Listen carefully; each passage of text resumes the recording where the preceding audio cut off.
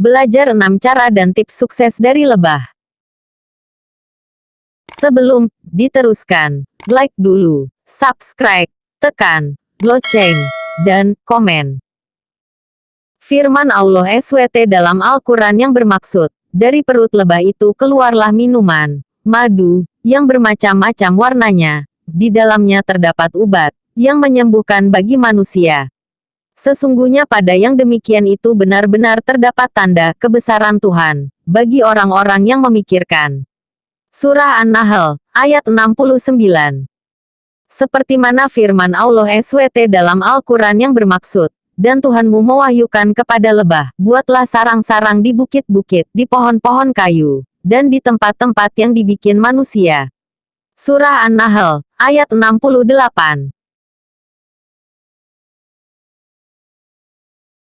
Lebah adalah salah satu hewan yang memiliki keunikan tersendiri. Banyak hal yang bisa kita pelajari dari seekor lebah yang merupakan hewan yang memiliki banyak manfaat. Lalu, apa saja yang bisa kita pelajari dari kehidupan lebah?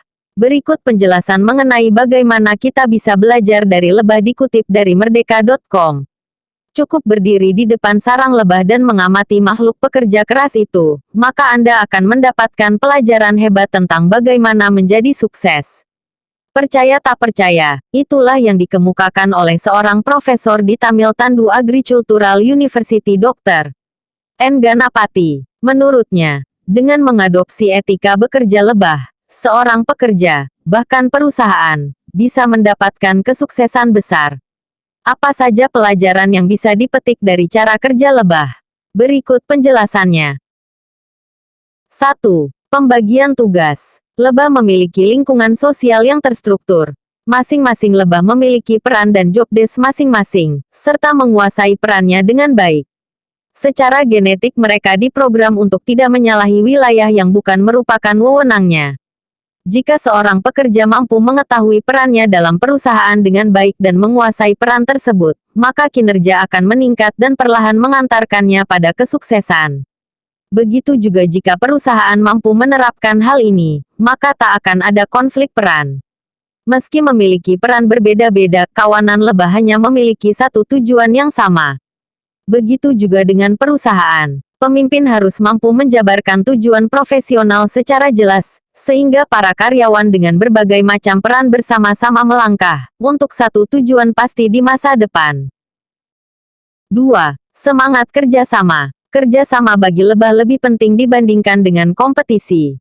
Tak seperti yang ada saat ini, dunia kerja syarat akan kompetisi, terutama pada perusahaan yang besar dan aktif. Banyak yang paranoid, seolah kedudukannya akan tergeser jika tak berkompetisi. Namun tidak bagi lebah. Mereka tahu bahwa mereka tak mungkin bisa mencapai tujuan seorang diri, sehingga mereka bekerja sama dan hidup secara rukun dengan rekannya. Begitu juga dengan karyawan dan perusahaan. Menyatukan pengetahuan dan pengalaman, serta saling bekerja sama akan membuat pekerjaan menjadi efektif. Tak ada konflik yang terjadi. Masing-masing orang menghormati kontribusi dan peran dari rekannya. 3. Setia. Loyalitas adalah kunci kelangsungan hidup jangka panjang. Lebah setia terhadap pekerjaan yang mereka lakukan. Jika mereka membutuhkan waktu yang lama untuk mengambil madu dari satu bunga, maka mereka akan melakukannya terus-menerus. Pekerja yang baik juga harus setia pada pekerjaannya. Tak mudah berpaling dan tekun. Begitu juga karyawan yang bekerja untuk perusahaan harus setia terhadap aturan, seperti jam kerja. 4. Bekerja keras. Pernah melihat lebah madu bekerja?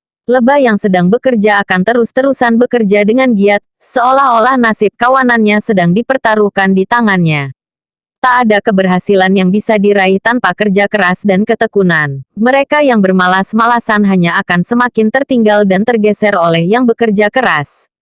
Bekerja keras juga berarti bekerja secara profesional dan efektif dalam penggunaan waktu kerja.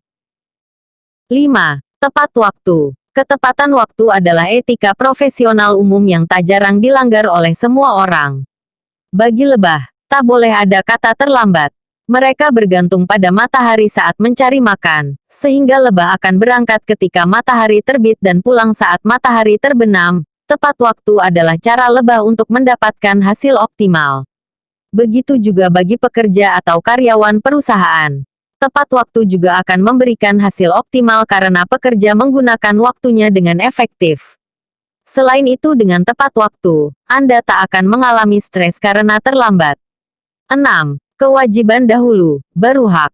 Bagi lebah, kepentingan kawanannya adalah yang harus diutamakan terlebih dahulu, baru kemudian kepentingan pribadinya. Mereka bekerja mengambil madu untuk kepentingan kawanan. Begitu juga dengan lebah yang bertugas menjaga sarang. Semuanya dilakukan demi kepentingan kawanan. Mungkin terlihat tak menyenangkan karena harus banyak berkorban.